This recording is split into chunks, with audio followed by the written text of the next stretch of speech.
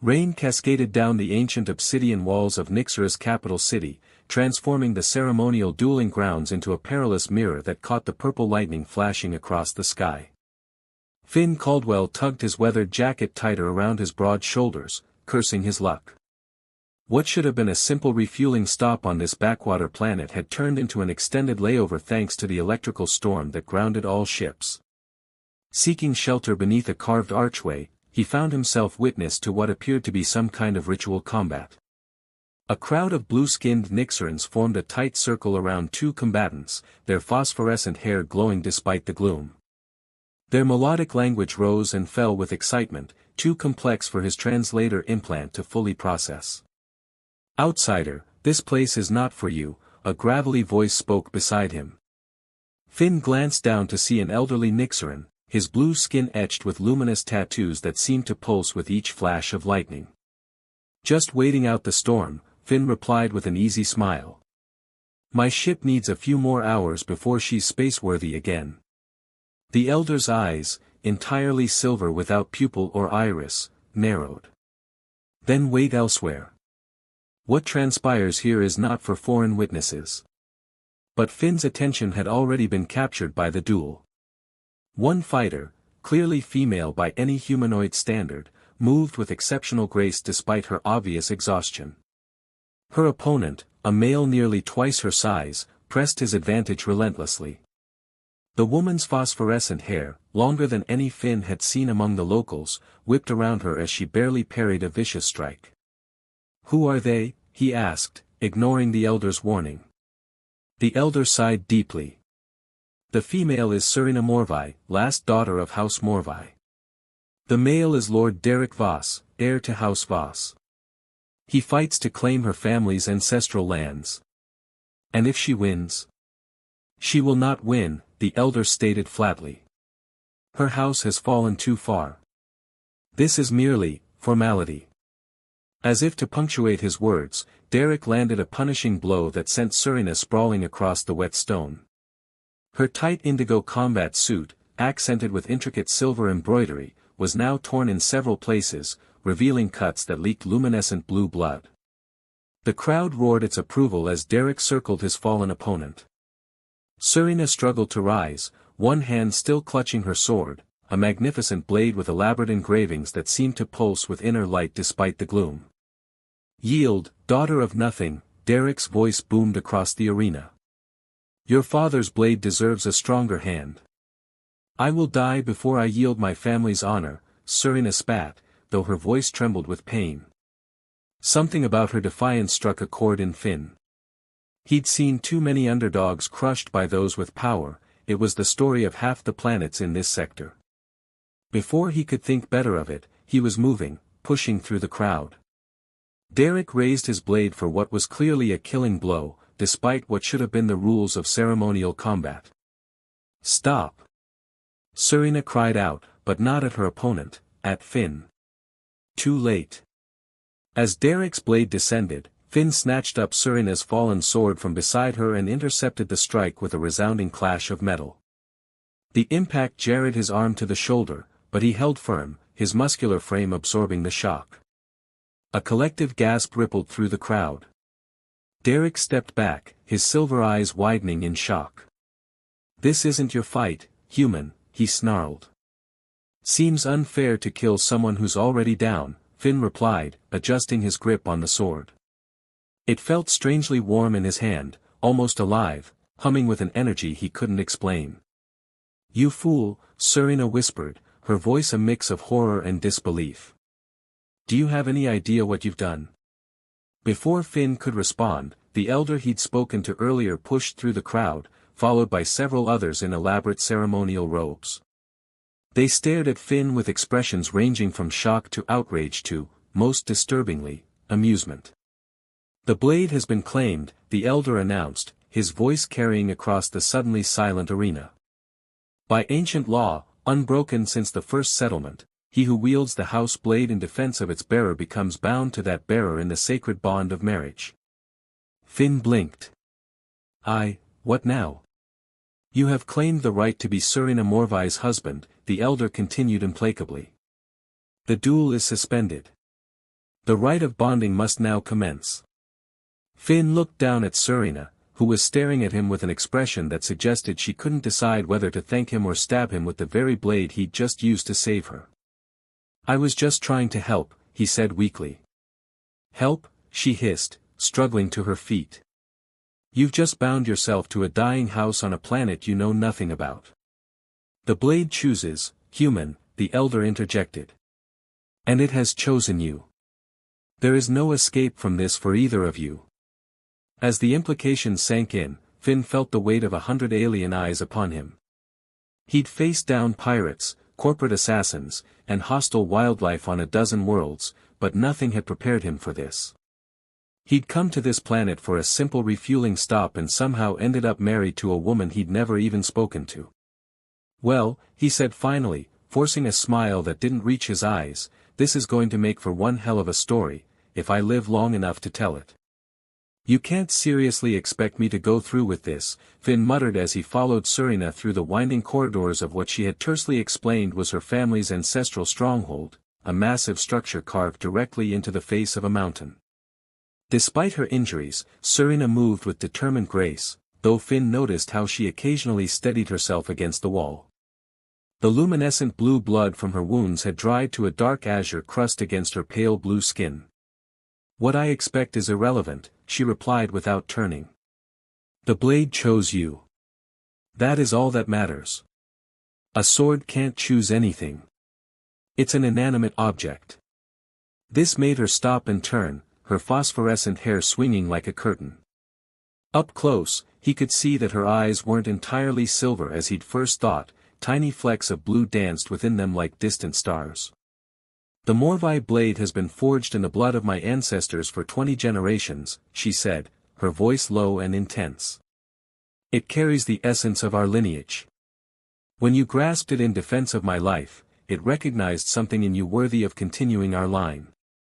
Finn ran a hand through his short dark hair. "Look, where I come from, marriage requires at least a first date. Maybe dinner. Definitely mutual consent. Where you come from is irrelevant now," she cut him off. "You're here, and you have invoked ancient law.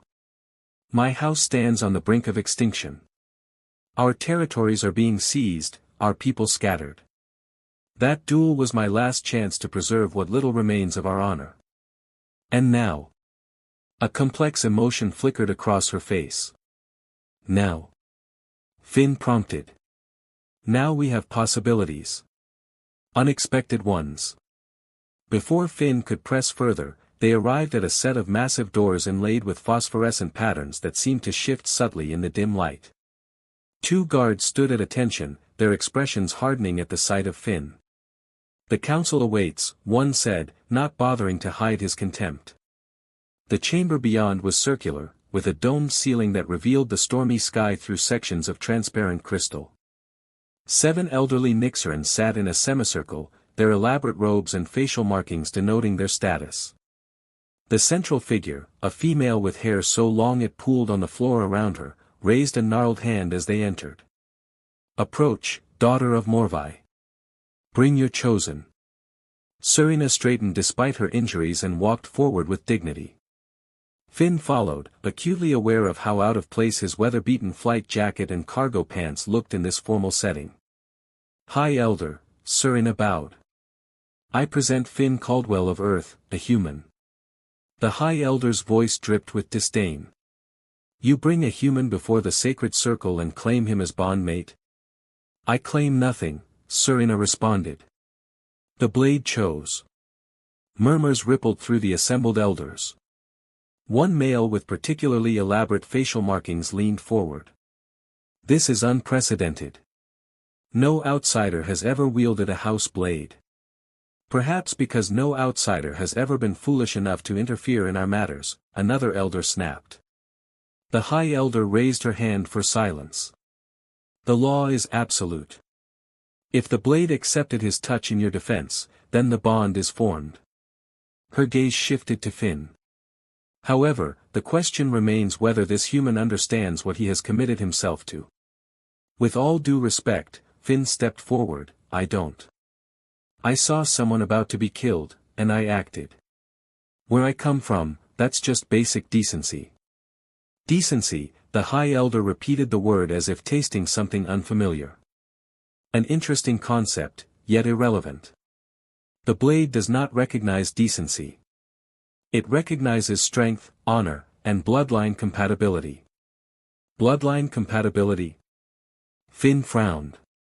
Yes, human. The blade would not have accepted your touch if your genetic structure was incompatible with continuing the Morvi line. This is unexpected. A commotion at the chamber entrance interrupted them. Lord Derek strode in, flanked by his own entourage. His massive frame seemed to fill the room with menace. This farce has gone on long enough, he boomed. The human interfered in sacred combat. The duel was not concluded. The duel became irrelevant the moment he claimed the blade, the High Elder responded coolly. Derek's silver eyes narrowed to slits. I challenge the validity of this bond. The human knows nothing of our ways. He cannot possibly fulfill the duties of a house husband. That, the High Elder acknowledged, is a legitimate concern. Serena stepped forward. By law, he has one full cycle of our moons to prove his worthiness. During this time, he is under house protection.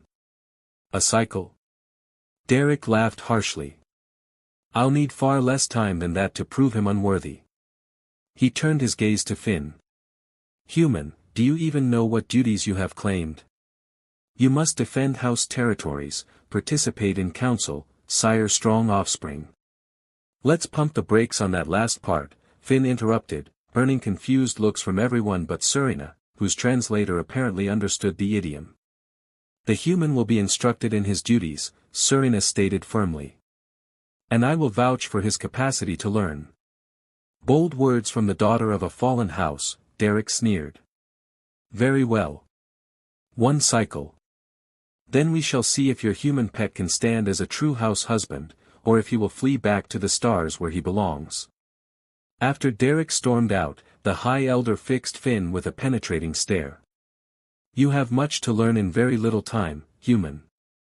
Your actions have consequences beyond what you can imagine. Story of my life, Finn muttered. Later, as Serena led him to what would apparently be his quarters, Finn finally asked the question that had been burning in his mind. Why didn't you just let me leave? You could have told them I didn't know what I was doing.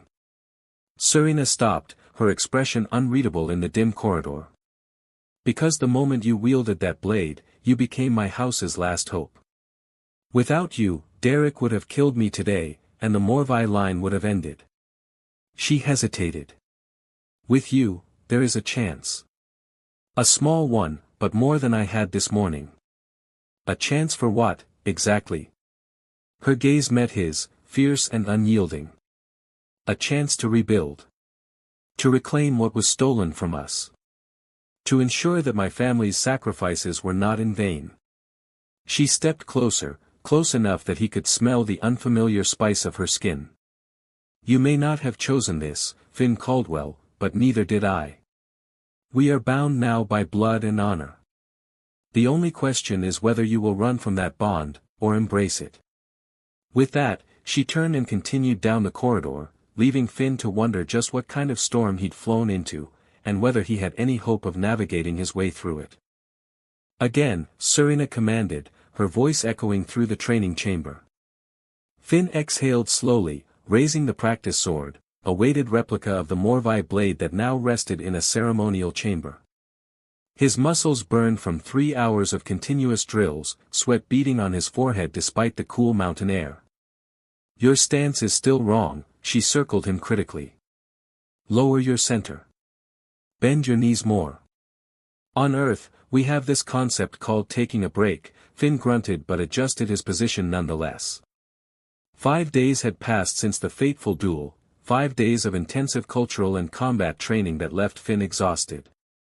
The lunar cycle Serena had mentioned translated to roughly 26 Earth days, meaning he had just over 3 weeks left to become proficient in skills the Nixerans spent lifetimes mastering. Breaks are for those who can afford them, Serena replied, though she moved to a nearby bench and sat, wincing slightly. Her wounds were healing, but not as quickly as she pretended. Finn lowered the practice sword. You should be resting too. Those cuts were deep. My physical condition is irrelevant compared to the task at hand, which is turning you into a proper house husband in record time. He joined her on the bench. Look, I get that this is important to you, but there's only so much a human brain can absorb in one day. For a moment, he thought she would argue, but instead, she nodded. You're right. I've been overzealous in your training. Tell me about your father, Finn said, seizing the rare moment of personal conversation. Serena was silent for so long he thought she wouldn't answer. When she finally spoke, her voice was softer than he'd heard before. Tiran Morvi was the finest blade master of his generation. He led our house through the border wars and established alliances that kept us strong for decades. Her fingers traced an invisible pattern on the bench. But strength invites challenge. House Voss had always envied our territories, especially the luminite deposits in our eastern reaches. What happened? Poison, she said flatly. Not honorable combat, not a formal challenge, just poison in his evening meal. By the time I returned from my diplomatic mission to the outer settlements, he was gone, and our house was in disarray. Derek's father had already seized 2 of our outlying territories. Finn absorbed this. And no one did anything. There must be some kind of planetary authority. Serena's laugh was bitter. The law is simple. The strong survive, the weak perish. Without my father's leadership, we were seen as weak. One by one, our allies abandoned us. So you challenged Derek to regain what was lost. She nodded. It was not my wisest decision, but it was the only option remaining. A young servant entered, her phosphorescent hair cropped short. Honored Serena, a messenger from House Voss awaits in the reception hall. Serena stiffened. What could Derek possibly want now? The reception hall of House Morvi bore the faded grandeur of better days. Once brilliant murals depicting ancestral triumphs now dimmed with age, and several wall sconces remained unlit, conserving precious luminite. Still, there was pride in how the remaining servants maintained what they could. A Nixerin in House Voss colors stood at attention, his posture rigid.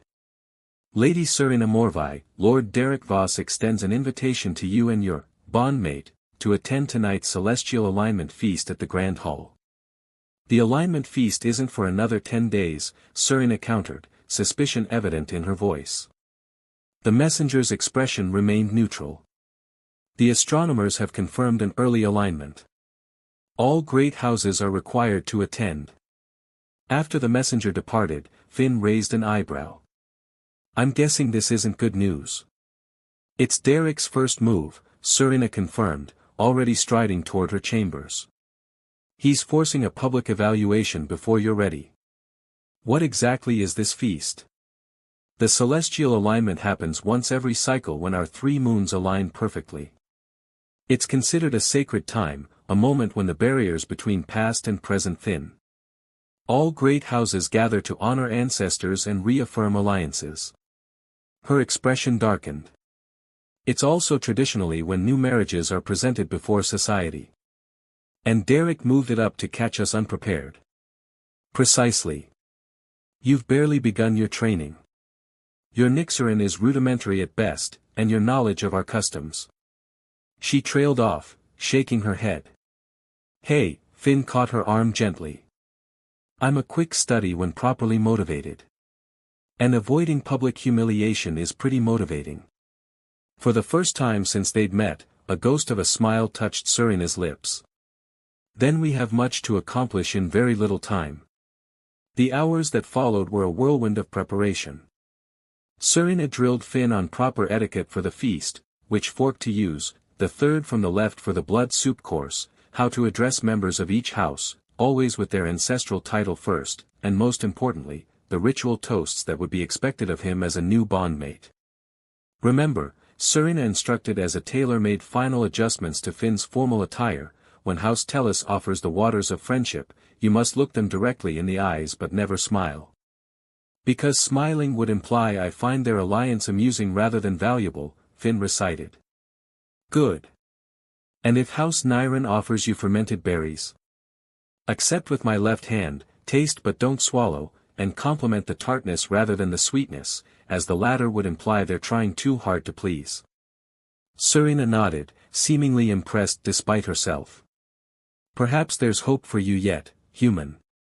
The ceremonial attire felt strange against Finn's skin, lightweight yet somehow substantial, the fabric iridescent blue with silver patterns that seemed to move in the light. It had been modified to accommodate his broader human frame while maintaining traditional Nixaran styling. These patterns, Finn traced one with his finger, they look like the engravings on your blade. They are the story of House Morvi, Serena explained, her own attire far more elaborate, with cascading layers that emphasized her slender form. Her phosphorescent hair had been styled in an intricate arrangement that highlighted its glow. Each house wears their history. Those who know how to read it can tell your lineage, victories, and significant bonds at a glance. What does mine say? She hesitated. I had it modified to include your arrival. The pattern on your right shoulder speaks of the stranger who wielded the blade in defense of the last daughter. Poetic. Necessary. Tonight, all eyes will be watching for signs of weakness. The bond between us must appear unquestionable. Finn frowned. You keep talking about this bond as if it's something real. This was an accident, Serena. A cultural misunderstanding. The blade chose you, she said simply, as if that explained everything. Whether you believe in our traditions or not doesn't change what happened. The bond exists. Tonight, you must act as if you feel it too. The Grand Hall was a massive structure carved into the largest mountain in the capital city.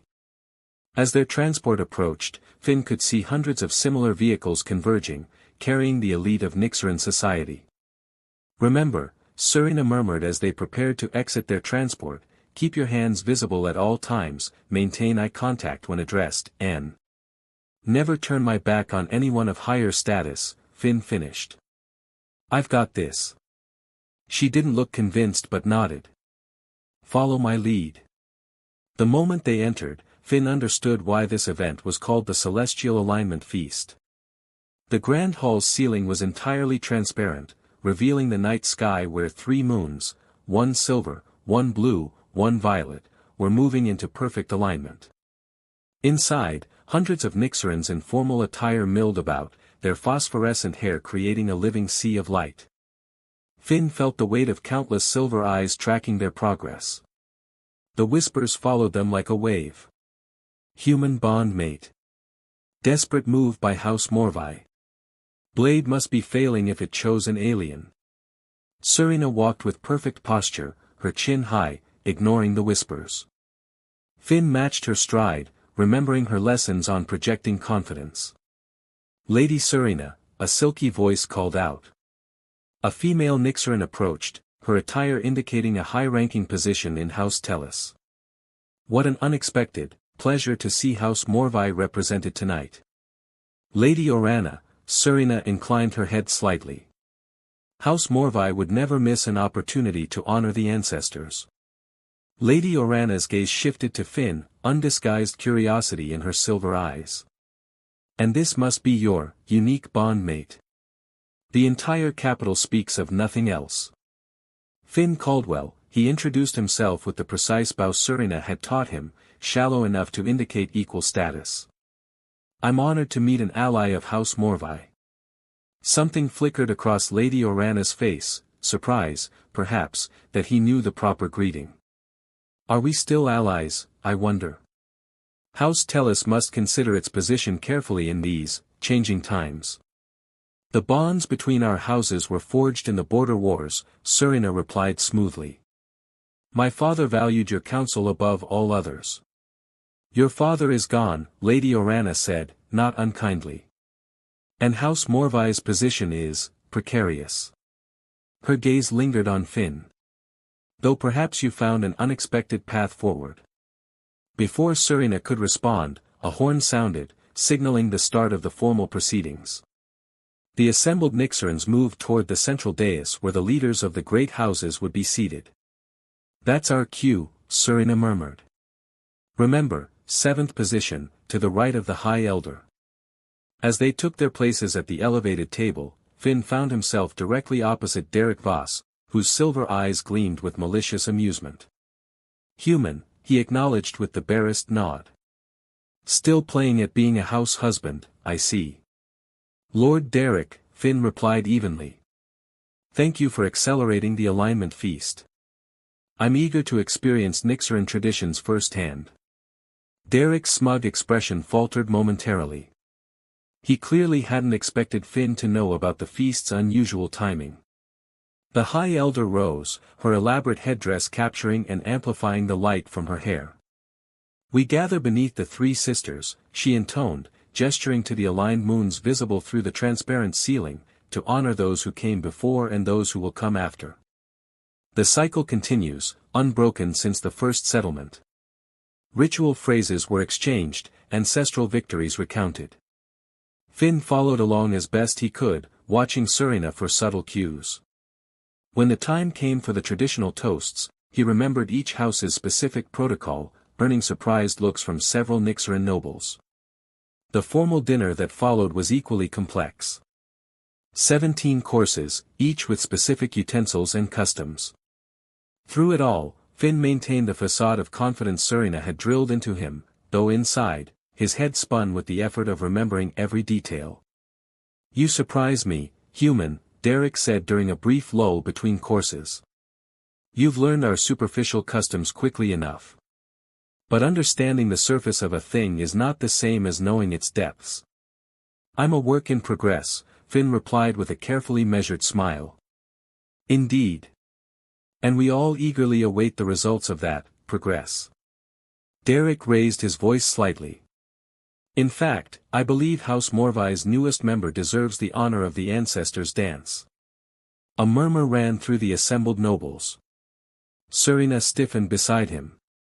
"The Ancestors' Dance is traditionally performed by those born to the great houses," she said carefully. "But surely," Derek countered, "if your bondmate is truly worthy of House Morvai, he should be capable of honoring your ancestors properly." It was a trap, cleverly laid. Refusing would confirm what everyone already suspected, that Finn was an outsider playing at being one of them. Accepting would lead to certain humiliation. The dance was complex even for those raised with it from childhood.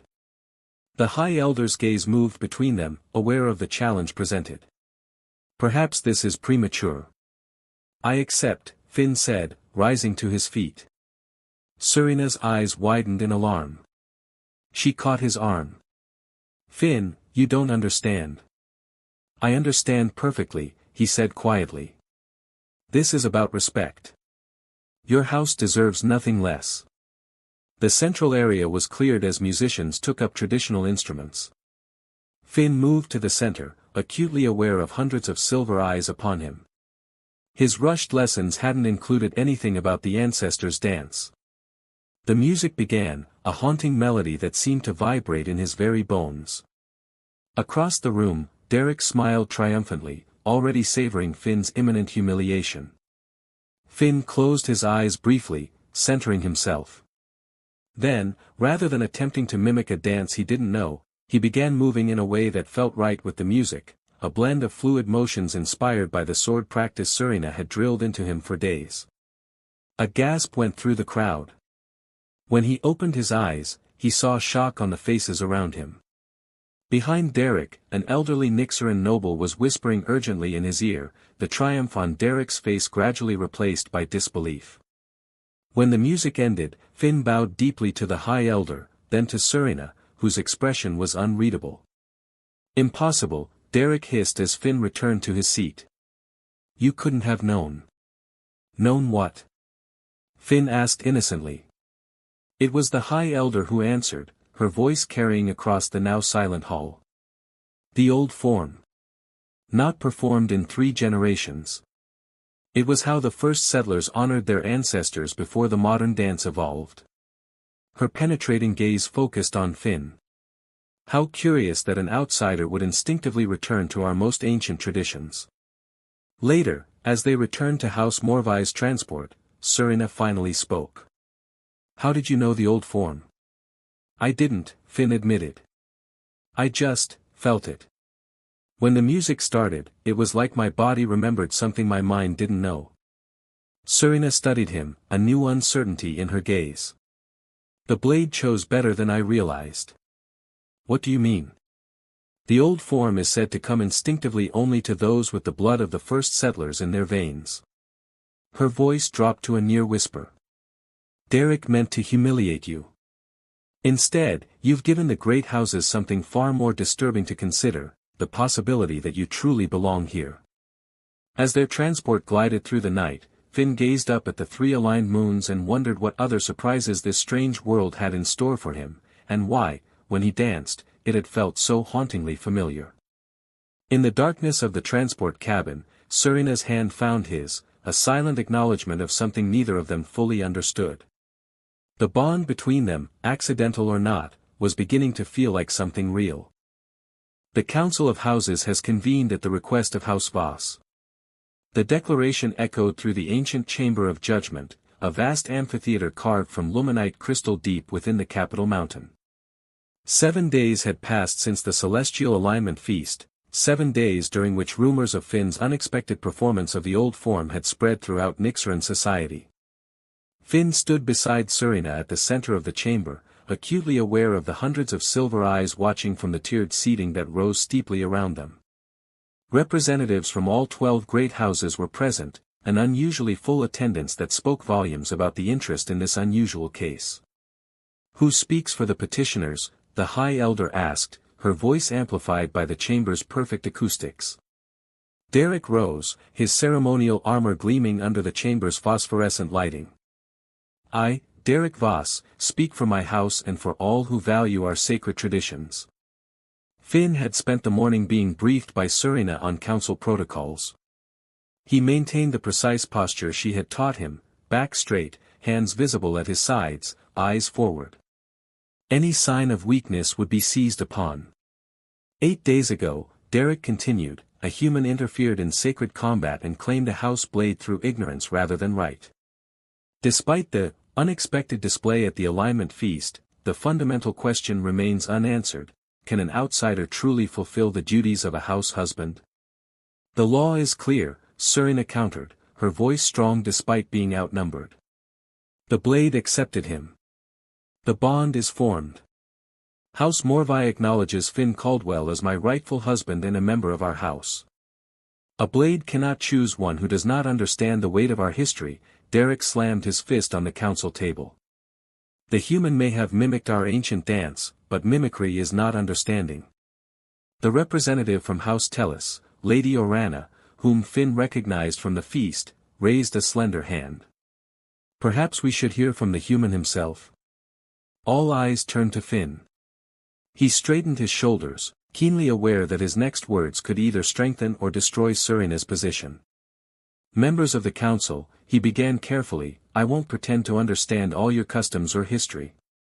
Where I come from, we don't have house blades or ritual combat. But we do understand honor, loyalty, and keeping our word." He paused, meeting Derek's hostile gaze. "I didn't know what I was agreeing to when I picked up that sword, but I'm not in the habit of walking away from my commitments, even accidental ones." "Fine words," Derek sneered, "but words alone prove nothing. If you truly wish to honor our ways, then prove your worth through action, not empty promises." "What do you propose?" the High Elder asked. Derek's lips curved in a predatory smile. "The trial of 3 aspects, traditional, binding, and perfectly suited to test an outsider's worthiness." Serena stiffened beside him. "That trial hasn't been invoked in 5 generations. "Perhaps because it hasn't been necessary until now," Derek countered, "unless your human bondmate wishes to concede his inadequacy now." Finn felt Serena's hand close around his wrist in warning, but he'd already had enough of Derek's posturing. "I accept," he said firmly. The chamber erupted in surprised exclamations. Serena's fingers dug painfully into his arm. "You don't know what you've just agreed to," she hissed. "Then I guess you'll have to explain it to me," he whispered back, because I'm not backing down from this bully. The High Elder raised her hands for silence. It is decided. The trial of 3 aspects will commence at first light tomorrow. The human, Finn Caldwell, will face tests of body, mind, and spirit. Should he fail any challenge, the bond will be dissolved, and House Morvi will forfeit all remaining territories to House Voss. What? Finn turned to Serena in alarm. I tried to warn you, she muttered, her expression grim. As the council adjourned, Derek approached them. Enjoy your last night as a house husband, human. Tomorrow you will learn the true meaning of Nixeran strength. Back in Serena's chambers, she explained the challenges. The trial of 3 aspects is one of our most ancient traditions, designed to test a warrior's complete worth. She paced the room, agitation visible in every movement. First is the aspect of body, physical combat against a champion of Derek's choosing.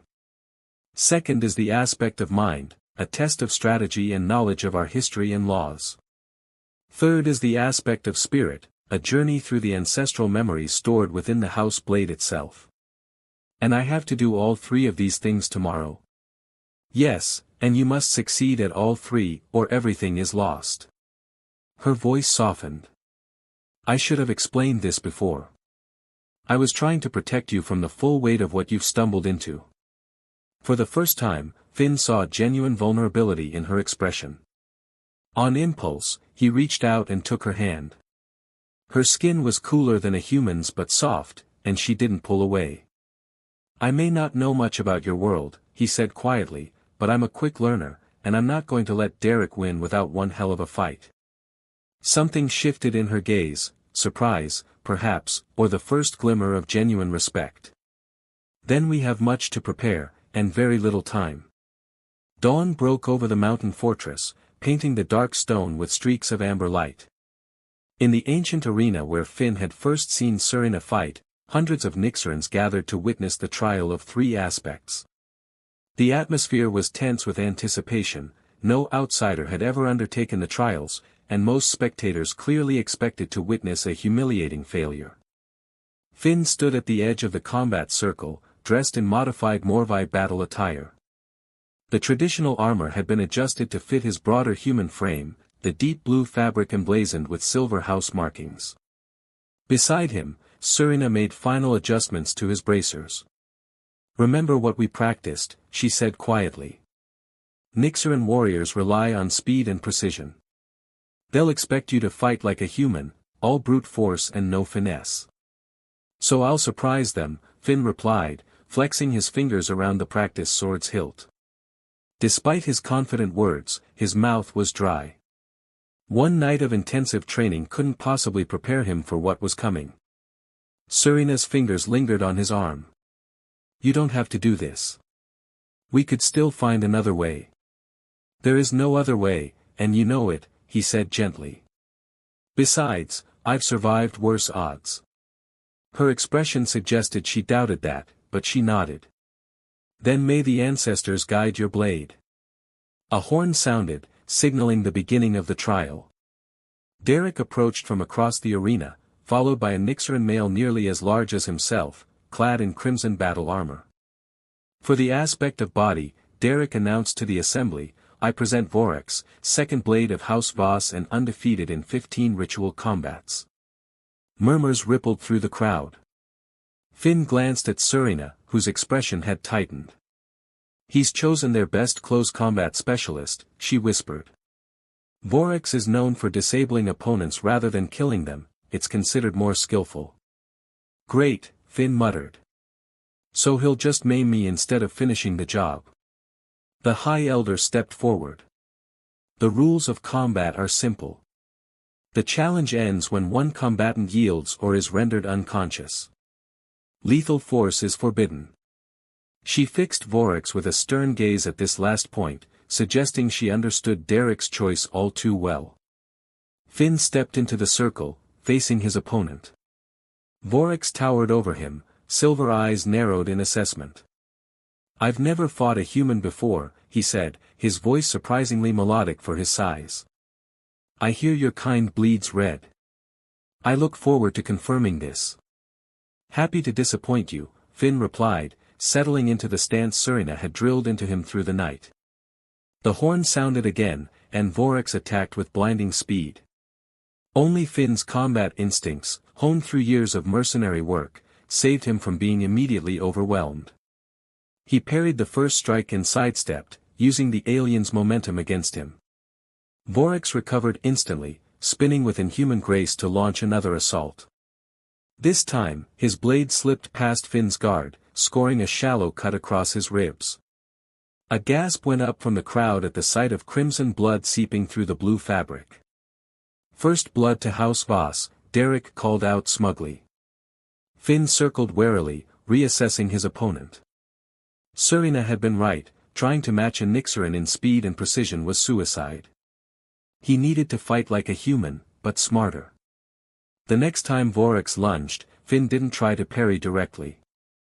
Instead, he dropped low, allowing the Nixeran's blade to pass over his head, then drove upward with a powerful thrust that caught Vorax by surprise. The blow connected solidly with the alien's midsection, driving the wind from him. Not giving his opponent time to recover, Finn pressed his advantage, using his greater mass in a series of powerful, controlled strikes that forced Vorax backward. Each impact reverberated up Finn's arms, but he could see confusion growing in the Nixeran's eyes. This wasn't how humans were supposed to fight. Vorax attempted to regain control with a complex series of spins and slashes, moves that would have overwhelmed most opponents.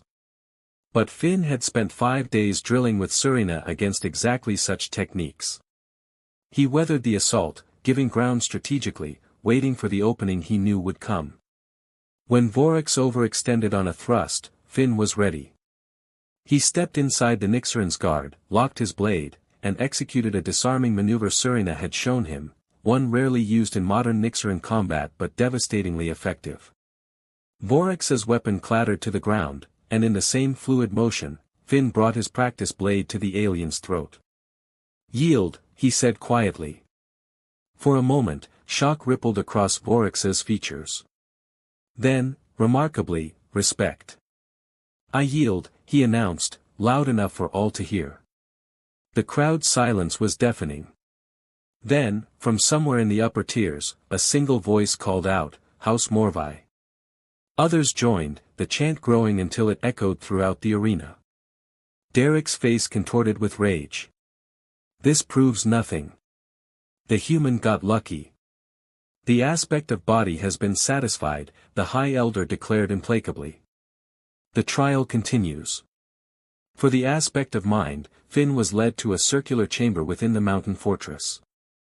At its center stood a three-dimensional projection of the Nixeran continent, a strategic game board of sorts, with miniature representations of territories, forces, and resources. The battlefield of thoughts requires the contestant to demonstrate mastery of strategy and history, the High Elder explained. You will be presented with 3 historical scenarios from our past. You must deploy forces and resources to achieve victory where our ancestors faced their greatest challenges. Finn studied the projection. The detailed topography reminded him of tactical simulations he'd run during his time with the Earth Defense Corps.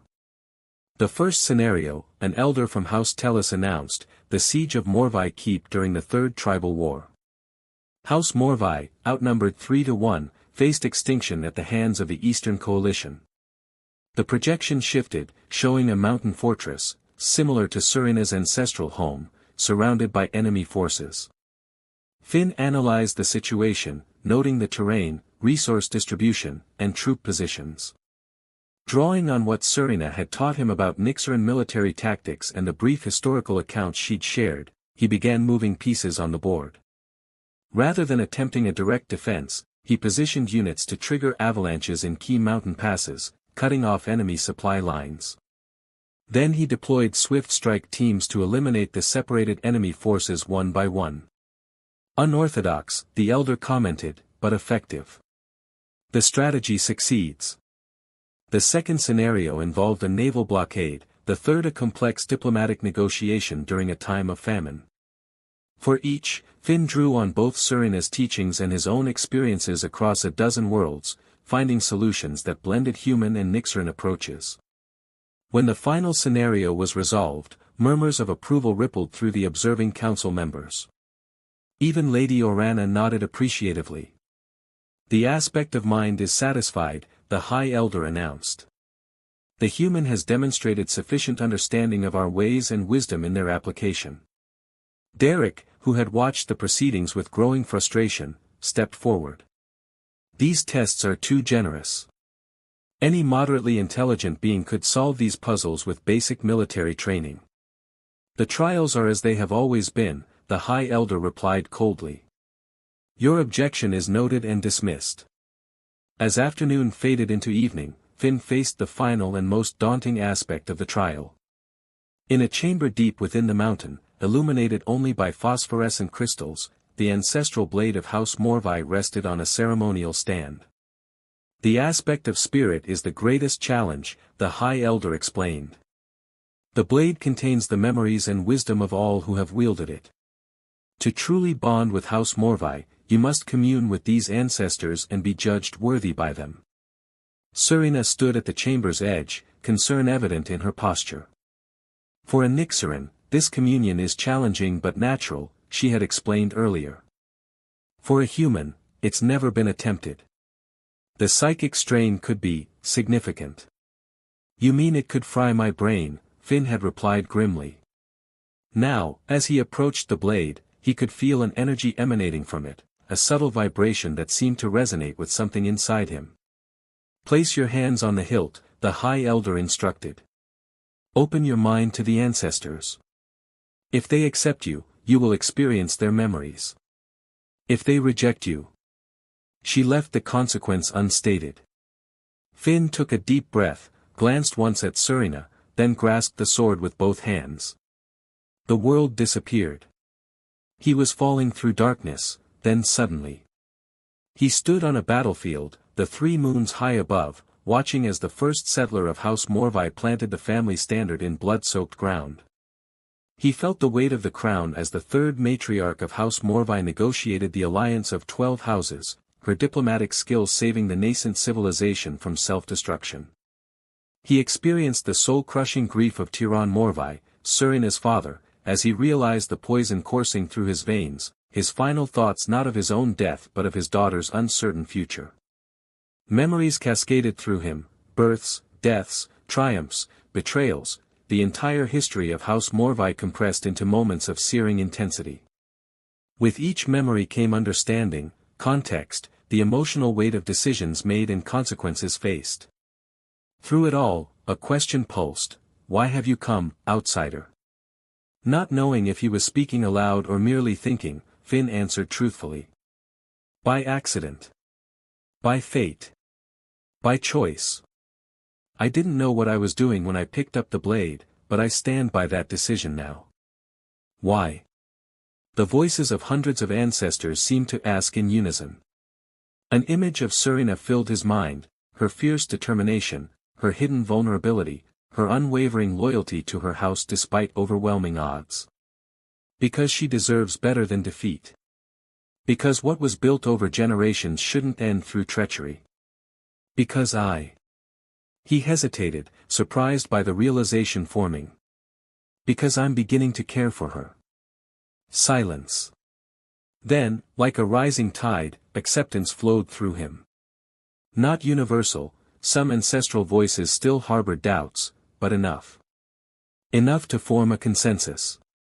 The blade chooses, the voices whispered. And it has chosen well.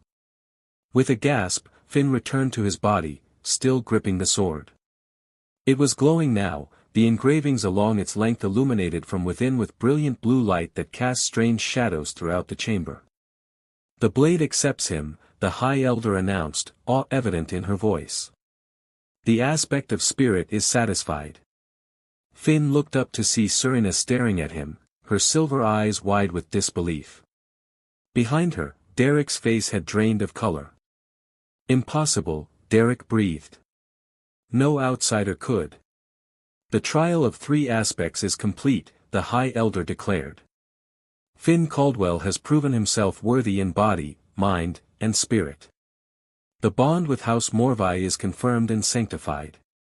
As the council members filed out, murmuring among themselves about this unprecedented outcome, Serena approached Finn, who still stood holding the glowing blade. "What did you see?" she asked quietly. "Everything," he replied, his voice hoarse. "Your ancestors. Your father." He looked down at the blade, which was gradually dimming to its normal state. "They showed me what House Morvi once was, and what it could be again." "And did they accept you?" Instead of answering directly, Finn gently took her hand and placed it on the hilt beside his own. The blade flared briefly with renewed light, and Serena gasped. "They showed you," she whispered. "Yes." For a long moment, they stood in silence, hands joined on the ancestral blade. Then Serena spoke, her voice barely audible. "When you picked up my blade that day, I thought the ancestors had played a cruel joke, binding me to an outsider who couldn't possibly understand our ways.